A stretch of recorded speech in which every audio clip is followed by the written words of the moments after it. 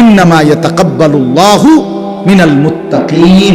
মনে রাখবা, সর্বযুগে কোরবানি কবুল হবে তার তাকওয়া থাকবে। যা তাকওয়া কি? তাকওয়া হলো তিন জিনিস। এক নম্বর হলো সমস্ত গুনাহ বর্জন করা, দুই নম্বর হলো সমস্ত ইবাদতে লেগে থাকা, তিন নম্বর হলো সর্বাবস্থায় আল্লাহকে ভয় করতে থাকা। গুনাহ বর্জন, ইবাদত পালন, আল্লাহর ভয়, এটাই তাকওয়া। তাইলে যে ব্যক্তি শুধু কোরবানির দিন আমনে গরু জবাইয়ের আগেও বিড়ি খান, আমনের গতকালকাও আমনের টাকা সুদের টাকা, আবার কোরবানির দিনও আপনি জোহরের নামাজও পড়েন না, আসরের নামাজও পড়েন না, কোরবানির দিনও আপনি মিছা কথা কন, আমনের মধ্যে ইবাদত, আল্লাহর ভয়, গুনাহ ত্যাগ বলতে কিছুই নাই। কোরবানির দিনও আপনি টেলিভিশন চান, নাচ গান চান, আমনের কোরবানি কবুল হইতো বুঝে গেলেছেন। কথা বুঝছেন না? আপনি কেন কোরবানি কবুল হবে? আপনি কোরবানি কবুল হওয়ার জন্য ব্যবস্থা নিছেন কি? গরু কিনবার জন্য না বুদ্ধি করছেন? মানুষ লইয়া গেছেন তিনজন, গরু বাজারে গরু চাইয়া লইছেন, সেটা তো ঠিক আছে, কিন্তু কোরবানি কবুল হওয়ার জন্য ব্যবস্থা নিছেন কি? কোরবানি কবুল হওয়া, গোশত খাওয়া আর কবুল হওয়া এক কথা না। জবাই হওয়া আর কবুল হওয়া এক কথা না। জবাই তো প্রতিদিনে হয়, যে কেউ জবাই করলেই তো গরু জবাই হবে, কিন্তু জবাই আর কবুল তো এক কথা না। গোশত খাওয়া আর কবুল হওয়া তো এক কথা না বাপ। অতএব আমি আপনাদের কাছে বললাম, এটা কোরবানি কিন্তু আর 10 দিনের গরু জবাই নয়। গরু আমাদের দেশে প্রতিদিন জবাই হয় কিনা কথা বলেন না? বাজারগুলোতে গরুর গোশত বেচা হইতেছে না? তো তাহলে গরু তো প্রতিদিনই জবাই হয়, তো কোরবানি আর আলাদা কি? কোরবানি তো গরু জবাই করে, তো এটা তো প্রতিদিন হইতেই আছে। তাহলে বোঝা গেল কোরবানি শুধু গরু জবাই নয়, আলাদা কিছু। আলাদা কিছু কিনা, সেটা ইবাদত, আর সেটা কবুল হবে তার তাকওয়া থাকবে। যা আল্লাহ তাআলা কোরআনুল কারীমে বলছেন, লান ইয়ানালাল্লাহা লুহুমুহা ওয়ালা দিমাউহা ওয়ালাকিন ইয়ানালুহুত তাকওয়া মিনকুম। আল্লাহ বলেন, আমার বান্দা শুনো, তোমাদের গোশত, রক্ত, কোরবানির প্রাণীর কিছুই আমি নেই না, আমি শুধু তাকওয়াটা নেই। আমি তাকওয়া নেই। তুমি দেখছো গরুর দিকে, আমি দেখছি তোমার জিন্দেগির দিকে। তুমি দেখো গরু কেমন হৃষ্টপুষ্ট গরু, আল্লাহ বলেন আমি দেখছি তুমি কেমন ইবাদত আমলওয়ালা। আমি তোমাকে দেখব, তুমি গরুকে দেখো। কথা বুঝছেন কিনা বলো? তুমি কি দেখো? গরু দেখো। আল্লাহ বলেন আমি দেখব কি? তোমাকে। তোমাকে ইন্নাল্লাহা লা ইয়ানজুরু ইলা সুওয়ারিকুম ওয়ালা ইলা আজসামিকুম।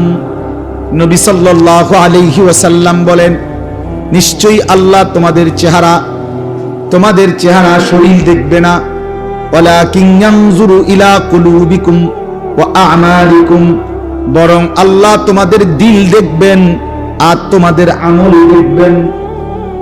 আল্লাহ দেখবেন বান্দা কুরবানি আজকে, অথচ প্রাণী তো জবাই করলা, তো গোশত করতে করতে হাড্ডি চুলতে চুলতে, হাড্ডি কোবাইতে কোবাইতে জোহরও শেষ, আসরও শেষ, মাগরিবও শেষ। কোরবানি তো ছিল ওয়াজিব, জোহর তো ছিল ফরজ। কোরবানি তো ছিল ওয়াজিব, আসরের নামাজ তো ছিল ফরজ। আল্লাহর জন্য কোরবানি করলে আবার নাচ দেখো কেমনে। আল্লাহর জন্য কোরবানি করলে কোরবানির গোশত খাইতে খাইতে টেলিভিশনে নাটক, সিনেমা, নর্তকীর ছবি দেখো কেন?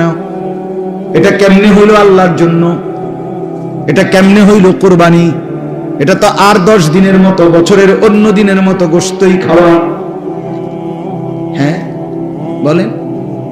এই জন্য আমি বললাম, কোরবানির ক্ষেত্রে এটা মনে রাখতে হবে, কোরবানি যেন হয় আমার আপনার জিন্দেগি গুনাহমুক্ত অবস্থা। নাই তো আসমানে যাবে না, আপনার ঘরে যাবে। আপনার ঘরে গোশত যাবে, চুলায় রান্না হবে, সিদ্ধও হবে, রুটির লগে খাইতেও পারবেন, সবই ঠিক আছে। কিন্তু আসমানে যেতে হলে, আল্লাহর কাছে যাইতে হলে তাকওয়া লাগবে। তাকওয়া লাগবে। টাকাটা হালাল হইতে হবে। 1 টাকা হারামের টাকা, এটা দিয়া কোরবানি কবুল হয়। এবং হারাম টাকার শরীক যে হয়, তার কারণে বাকিদের কোরবানিও কবুল হয়। আপনি যদি বলেন বুঝমু কেমনে, না বুঝলে আপনি হাতের লগে করেন কেন? কথা বলেন না কেন? আপনি 1.5 লাখ টাকা 3 লাখ টাকার গরু লোক দেখাইতে গেলেন কেন? আপনার সন্দেহ হয়, আবার সামর্থ্য আপনার পুরা নাই, কম, আপনি পুরা পারতেন না 1 লাখ টাকার কোরবানি দিতেন, আপনি খাসি কোরবানি দেন। এটা তো ইবাদত, এটা তো গোস্ত খাওয়া না। কথা বুঝছেন? এই জন্য মনে রাখতে হবে, 1 টাকা হারাম টাকা, সুদের টাকা, ঘুষের টাকা, বাজারে ব্যবসা করে ওজনে কম দেয়, তো এ তো ধোঁকাবাজ, এ তো ধোঁকাবাজ। পণ্যের গুণাগুণ 2 নম্বর মাল রে 1 নম্বর বলে, 3 নম্বর মাল রে 1 নম্বর বলে, এ তো ধোঁকাবাজ, বাটপা। তাহলে এই বাটপারে যে টাকাটা নিল, তো এটি বাটপারির টাকা না? কথা বলেন না কেন? তো এ তো নাজায়েজ টাকা। এই টাকা দিয়ে কোরবানি জবাই হবে, প্রাণী গোস্ত জোশ হইব, ভাতও খাওয়ান যাইব, রুটিও খাওয়ান যাইব, আসমানে যাবে না। কোথায় যাবে না? আসমানে যাবে না, রবের কাছে যাবে না, মালিকের কাছে যাবে না। কথা শক্ত হইল, এটাই সত্য, সত্য।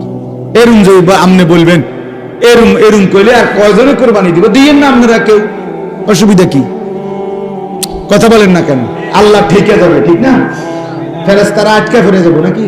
তো আর অসুবিধা কি? সমস্যা কি? কোরআনে আল্লাহ বলছে ওমান কাফারা ফাইন্নাল্লাহা গানিয়্যুন আনিল আলামিন।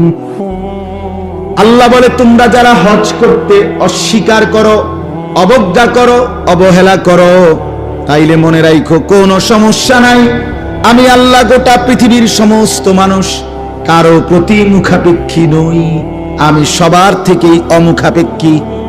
কেউ যদি আমাকে সেজদা না করে, আমি আল্লাহর বড়ত্বের মধ্যে কমবে না, আবার সবাই যদি আমাকে সেজদা করে, তবুও আমি আল্লাহর বড়ত্বে বাড়বে না। আল্লাহ বাড়েও না, কমেও না। কথা বোঝেন না? সবাই নাফরমানি করলেও আল্লাহ কমে না, সবাই জুনায়েদ বাগদাদি হয়ে গেল, আল্লাহ কি হয় না? বাড়ে না। আল্লাহ তো আল্লাহই, ওয়াহুয়াল আলিয়্যুল আযীম, তিনি তো বড়ই, তিনি তো আযীম, তিনি তো আকবার। আল্লাহু আকবার, তিনি তো বড়ই। আপনি কিন্তু বড় বানাইবেন, আপনি বড় বানাইবেন কেন? বরং আল্লাহর নাম নিলে আল্লাহ আপনারে বড় বানাবে। কিতাবের মধ্যে আছে, কোন বান্দা যখন বলে সুবহানাল্লাহ, বলেন তো,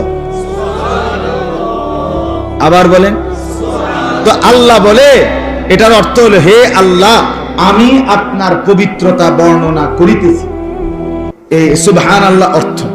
তো আল্লাহ বলে, আচ্ছা মাশাআল্লাহ বান্দা, তুমি আমার পবিত্রতা বর্ণনা করছো, আমি তো এমনিতেই পবিত্র, তুমি বললেও না বললেও তো ঠিক আছে, সাব্বাহতানি, তুমি আমার পবিত্রতা বর্ণনা করেছো, চলো উসাব্বিহুকা, আমি তোমারে পবিত্র বানিয়ে দিলাম। আলহামদুলিল্লাহ বলেন তো। আল্লাহকে আমি বললাম, আল্লাহ আমি আপনার প্রশংসা করছি। আল্লাহ বলেন, তুমি আমার প্রশংসা করলা, আমি তো এমনিই প্রশংসিত, যাও তোমাকেও আমি প্রশংসিত বানায় দিলাম, মানুষ তোমারে ভালো বলবে। জিকির করে দেখো, তোমারে দেখবা মানুষে ভালো বলবে, কোন লোকটা নামাজি, লোকটা আল্লাহওয়ালা, লোকটা জিকির আজকার করে, বলবে মানে আল্লাহই জিকিরের বরকতে তোমারে কি বানায় দিবে? দামি বানায় দিবে। তাইলে আল্লাহ তাআলা বলেন, তোমরা কেউ বন্দিগি না করলেও আমার সমস্যা নেই, আমার সমস্যা নেই। তাহলে আমার এই কথাটা আপনারা মনে রাখবেন, কোরবানি যেন হয় 100% হালাল টাকা থেকে, বলেন ইনশাআল্লাহ। 2 নাম্বার, কোরবানি যেন হয় গুনাহমুক্ত জীবন নিয়ে। কি নিয়ে বলেন না? গুনাহমুক্ত জীবন নিয়ে, গুনাহমুক্ত জীবন, গুনাহমুক্ত জীবন, গুনাহমুক্ত জীবন নিয়ে কোরবানি যেন হয় আল্লাহর সন্তুষ্টির জন্য। এরপরে আসেন আরেকটা কথা, সেটা হলো হজ। আল্লাহ তাআলা বলেন, প্রত্যেক জাতির জন্য আমি হজ্জের বিধান রেখেছি। এই জন্য হজ এটাও আল্লাহ তাআলার মহব্বতের, ভালোবাসার সর্বোচ্চ নমুনা, সর্বোচ্চ নমুনা। কেউ যখন আল্লাহকে ভীষণ ভালোবাসে, প্রিয় নবী সাল্লাল্লাহু আলাইহি ওয়াসাল্লামকে খুব ভালোবাসে, তো ওই ব্যক্তির চূড়ান্ত ভালোবাসার নমুনা হজ। হজের মাধ্যমে আল্লাহর বান্দা আল্লাহর ভালোবাসার সর্বোচ্চ নমুনা পেশ করে। কোরবানির ক্ষেত্রে এটা মনে রাখতে হবে, কোরবানি যেন হয় আমার আপনার জিন্দেগি গুনাহমুক্ত অবস্থা, নাই তো আসমানে যাবে না, আপনার ঘরে যাবে, আপনার ঘরে গোশত যাবে, চুলায় রান্না হবে, সিদ্ধও হবে, রুটির লগে খাইতেও পারবেন, সবই ঠিক আছে, কিন্তু আসমানে যেতে হলে, আল্লাহর কাছে যাইতে হলে তাকওয়া লাগবে। এক নাম্বার অর্থ হলো কোরবানি। তাহলে বুঝা গেল অর্থ কি হবে? আল্লাহ বলেন প্রত্যেক উম্মতের জন্য, প্রত্যেক জাতির জন্য আমি আল্লাহ কোরবানি নির্ধারণ করেছি, এটা যদি অর্থ হয়। দুই নাম্বার, এই শব্দটার দ্বিতীয় অর্থ হলো হজ। তাইলে অর্থ কি দাঁড়াইলো? প্রত্যেক জাতির জন্য আমি আল্লাহ হজ্জের বিধান রেখেছি। তিন নাম্বার অর্থ হইল ইবাদত। ইবাদত আমরা নামাজ, রোজা, হজ, যাকাত, জিকির, তেলাওয়াত এগুলোর ইবাদত বলি না, এই ইবাদত। তাহলে অর্থ হলো কি?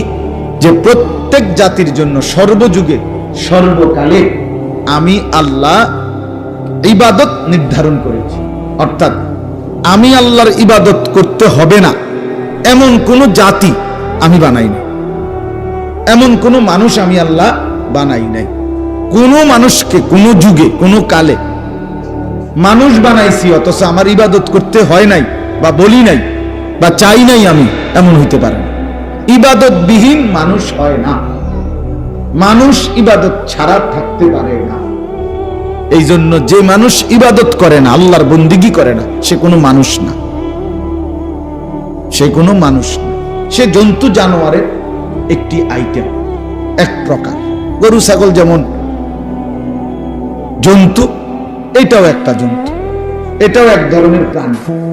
ছাগল 4 ঠ্যাংওয়ালা আর এটা 2 ঠ্যাংওয়ালা, ও শুধু ঠ্যাং 2টা কম, এতটুকু। নাই তো এটাও এক ধরনের কি জন্তু, এটাও একটা প্রাণী। এই জন্য আমি প্রায় বলি, যেন গরু ছাগলকে যেমন বলে ডোমেস্টিক অ্যানিমেল, মানে গৃহপালিত প্রাণী। বেনামাজি যেই ছেলে মেয়ে মুসলমানদের ঘরে ঘুমায়, নামাজ পড়ে না, বছরের পর বছর মা বাপ জীবিত থাকবার পরেও মুসলমানের ঘরে থাইকা ফজরের নামাজ পড়ে না কোনোদিন, এই অপদার্থগুলো এগুলোও ডোমেস্টিক অ্যানিমেল, এগুলোও কি? হ্যাঁ হ্যাঁ, এগুলো গৃহপালিত প্রাণী।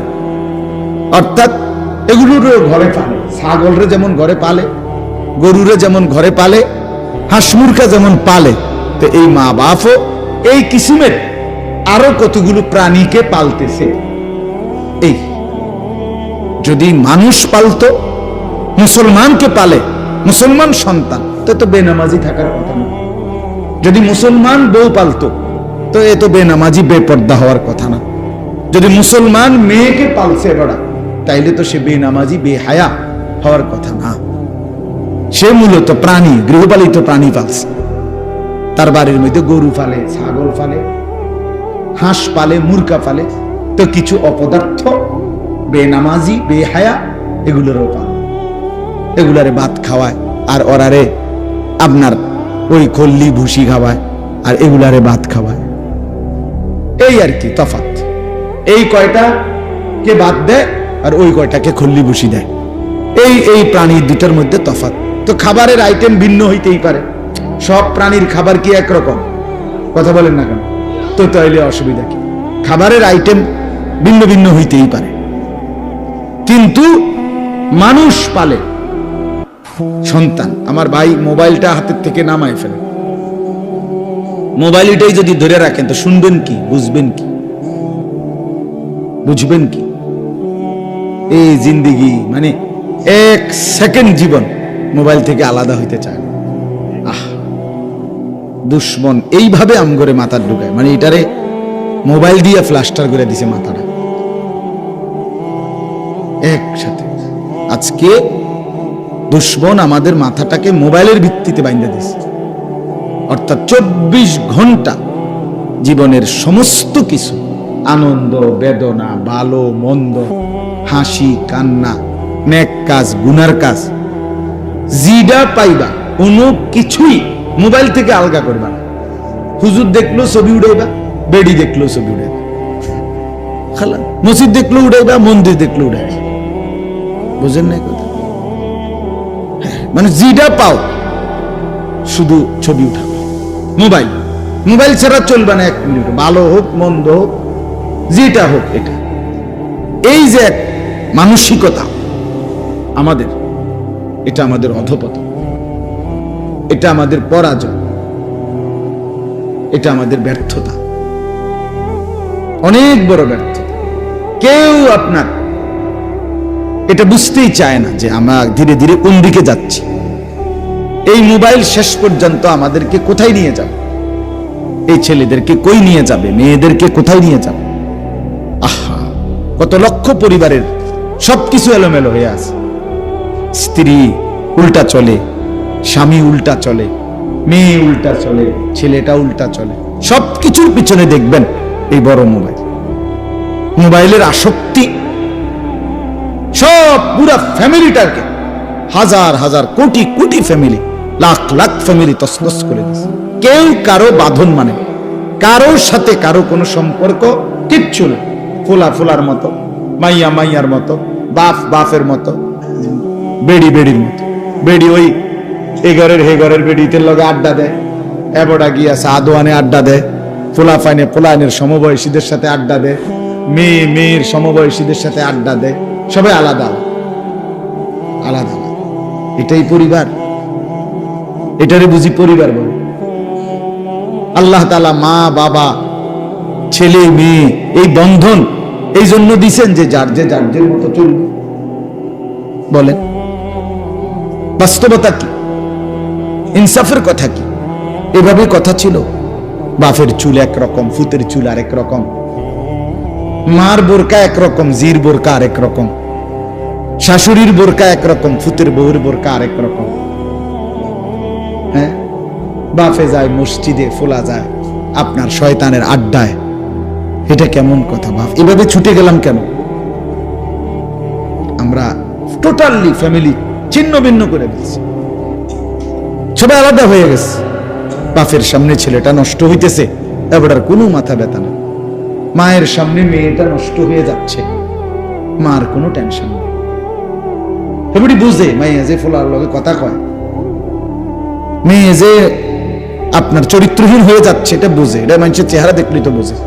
কারণ আপনার মেয়ে 14 বছরের 16 বছরের মেয়েটা এতটা সাইজা গুইজা রঙ্গে ডঙ্গে কই যায় আপনি বুঝেন না?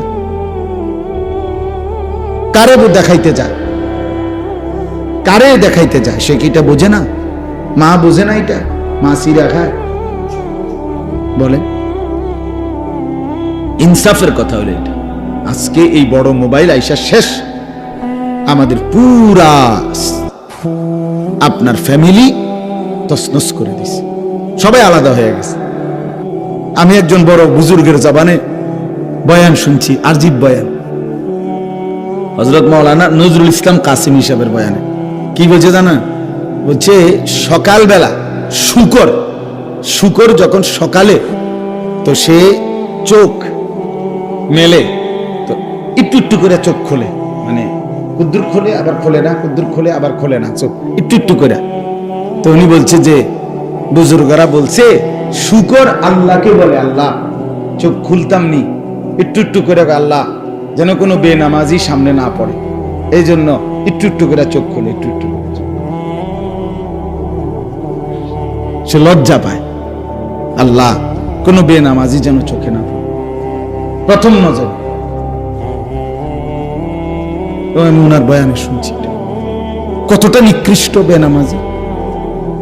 চিন্তা করে দেখেন, সেই মনে করে ভাত দুগা খায়, মোবাইল একটা টিপে, মানুষের মাইয়া দেখলে বেরিয়ে দেখলে টিটকারি মারে, বা কি একটা মজা আছে। বেওকুফ, এটা কোনো মজা হইল? এটা গুনার মধ্যে আবার মজা কি? যাকে সমাজের সবাই ঘৃণা করে, যে মন্দ কাজকে, সেটার মধ্যে আবার প্রশংসার কি আছে? সুস্থ বিবেকবান যেই কোনো মানুষ এটা বলবে এটা মন্দ কাজ। যে ছেলেটা সারা রাত মোবাইলে ছবি দেখে তারে কেউ প্রশংসা করবে? যে ছেলেটা কখনোই নামাজ পড়ে না তারে কেউ ভালো বলবে? যে ছেলেটা মেয়ের পিছনে পিছনে ঘুরে তারে কেউ ভালো বলবে? তো যে সকলের কাছে ঘৃণিত সে ভালো হয় কেমনে? সে তৃপ্তি পায় কেমনে? চলে কেমনে? খুশি হয় কেমনে? এত মানুষের ঘৃণা, থুতুনিয়া একটা ছেলে বড় হয় কিভাবে? আজকে মা বাপ এটা বুঝেই না। এরা বোঝে কি, চরিত্র থাকুক বা না থাকুক, নামাজ থাকুক বা না থাকুক, টাকা পয়সা কামায়নি, কোগার টাকা যদি ফুটে কামায় খালাস, দেশে থাকতে হোক আর বিদেশ থাকতে হোক, টেহা ইনকাম করছে না, আর কোনো চাওয়া পাওয়া নাই, হাতে টাকা দিতে আছে, টাকা কামাইতেছে, খালাস। মাইয়াগা কোন রকমে পয়সাওয়ালা, মানে মোটামুটি সংসারটা খাইয়া পয়রা চালাইতারে এমন একজন বেড়ইতের কাছে বিয়ে দিতে আসছে, আর কোনো চিন্তা নাই। এবারে জামাইয়ের চরিত্র থাকুক বা না থাকুক, জির চরিত্র থাকুক বা না থাকুক, এটা দেখার বিষয় না। খাইয়া দাইয়া বালা আসেনি, বুঝেন না কথাটা? খাইয়া দাইয়া যদি বালা, আলহামদুলিল্লাহ বালা, আল্লাহর রহমতে বালা আছে, আমগো দোয়ায় এবার জি বালা, বুঝছেন না? মানে খানা, দুনিয়া, ভাত মাছ চাল ডাল, টাকা পয়সা, এইটাকেই আজকে মানুষ শেষ ভালো মন্দের মাপকাঠি বানায় নিছে। ভালো আছে খানা দানায়, ভালো নাই খানা দানায়, অর্থাৎ টাকা পয়সা কামাই করে না, ভালো নাই। কি অবস্থা? যারা ফুলাগার কি না লাইনে নাই, ভালো নাই, কি তো না সারে না পয়সা ইনকাম নেই, টাকা হিসাব, টাকা হিসাব, এই হলো হিসাব। এটাই বুঝি কথা, এটাই বুঝি মুসলমান। আল্লাহ তাআলা কোরআন, এই এত বড় কোরআন 30 পারা নাজিল করলেন এই জন্য। রাসূলুল্লাহ সাল্লাল্লাহু আলাইহি ওয়াসাল্লামের 23 বছরের মেহনত এই জন্যই, এই খামখেয়ালির জন্যই। মা বোনদেরকেও বলি, মায়েরা আপনারাও ভাবতে শিখেন। মা, একটা গুরুত্বপূর্ণ কথা মনে রাখবেন, রাসূলুল্লাহ সাল্লাল্লাহু আলাইহি ওয়াসাল্লাম বলেন, প্রত্যেক ঘরের মহিলা, সরাসরি নবী বলছে, একেবারে মুত্তাফাক আলাই হাদিস, বুখারী মুসলিমের হাদিস, নবী সাল্লাল্লাহু আলাইহি সাল্লাম বলেন, ওয়াল মারআতু রাঈয়াতুন ফি বাইতি যাওজিহা ওয়া ওয়ালাদি, প্রত্যেক ঘরের স্ত্রী, নারী, ওই ঘরে তার স্বামীর ঘর, ঘরের আসবাবপত্র এগুলো, এবং ওই ঘরের স্বামীর যে সন্তানটা, ছেলে মেয়ে, এগুলো এদের জিম্মাদার। মাও জিম্মাদার, স্ত্রীও জিম্মাদার। ওয়াহিয়া মাসউলাতুন আনহুম, নবী সাল্লাল্লাহু আলাইহি সাল্লাম বলেন, এই নারীকেও কিয়ামতের ময়দানে তার ঘরে এই তার বাচ্চা কাচ্চাদের ব্যাপারে, ছেলে মেয়েদের ব্যাপারে হাসরের ময়দানে জিজ্ঞেস করা হবে। তোমার হাতে নষ্ট হয়ে গেল কেমনে ছেলেটা, তুমি মা বেঁচে থাকতে? এই যদি জন্মের সময় মা হারাইতো তাহলে একটা ভিন্ন ব্যাখ্যা হইতো, তাও তো অভিভাবক ছিল, কিন্তু তুমি মা বেঁচে থাকতে। আপনারা একটা জিনিস ভাবেন তো, মনে করেন একটা বাচ্চা 2 বছরের আগ টাইম থেকেই কথা বলা শুরু করে, এটা বুঝেন তো সবাই নাকি? আপনারা দেখছেন না বাচ্চা কথা বলে? তো বাচ্চাকে মানুষ কথা বলে 2 বছর থেকে ধরেন, তো এই 2 বছর বয়সে নিয়ে স্কুলে ভর্তি করায়, মাদ্রাসায় ভর্তি করায়নি, কয় বছরে করায়? সর্বোচ্চ 6 ধরেন, 5-6 বছর, এর আগে তো না, 6-7 বছর। আচ্ছা 6 বছরে আমি ধরলাম, তাহলে 6 বছর বয়সে কোথাও ভর্তি করা, কিন্তু বাচ্চাটা কথা বলতেছে তো 2 বছর বয়সে, তাহলে 2 বছর থেকে নিয়ে 6 বছর, এই মাঝখানের এই 4 বছর এই বাচ্চাটা কথা বলে না, কথা কন না কেন? তাহলে এই 4টা বছর তারে কথাবার্তা চলাফেরা শিখাইবার কি কারো দায়িত্ব নেই? সেটা মা, সেই দায়িত্বটা মা। এই 6 বছরে যদি কেউ তার বাচ্চাকে কোনো কিছু নাই শিখাইলো, তো এই 4 বছর আগের থেকে ফোলাটা কথা কয় কেন? বাচ্চাটা কথা বলে কেন তাইলে বলেন? কথার কথা, আমার 2.5 বছরের বাচ্চা মেয়ে, সে তো আলহামদুলিল্লাহ কলেমা পড়তে পারে, লা ইলাহা ইল্লাল্লাহ বলতে পারে, আউযু বিল্লাহি মিনাশ শাইতানির রাজিম এটা কইতে পারে, বিসমিল্লাহির রহমানির রহিম এটা বলতে পারে, ভাইয়া ভাইয়া কয় আর একটু একটু করে কয়।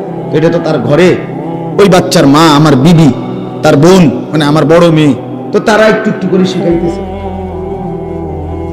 শিখাইতেছে। তাহলে এদের দায়িত্ব নাই? তো মারা দায়িত্ব পালন করে কই? মারা জিন্দিগি বানায় নিছে, তাদের সাজগোজ, গহনা অলংকার, নিজের শরীরের কাপড় চোপড় এইটা যথাসম্ভব বাজার মার্কেট থেকে কিনা, আর বাকি টাইম রান্না বান্নার অতিরিক্ত তারা নাটক, সিনেমা, টেলিভিশনের সামনে কিংবা নিজ মোবাইলে এই টিপতে থাকা, এ খালাস। এই জিন্দেগি।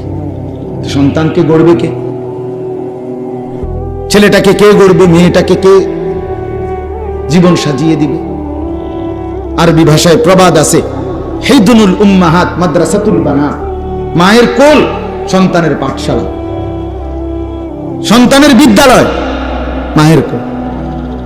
মায়ের কোলে বাচ্চা দ্বীন শিখে, মায়ের কোলে বাচ্চা আল্লাহ চিনে, মায়ের কোলেই বাচ্চা আখিরাত চিনে। আজকে এই বাঁধন ছাড়া হয়ে যাওয়ার কারণে 16 বছরের মুসলমানের ছেলে একটা সূরা শুদ্ধ বলতে পারে না।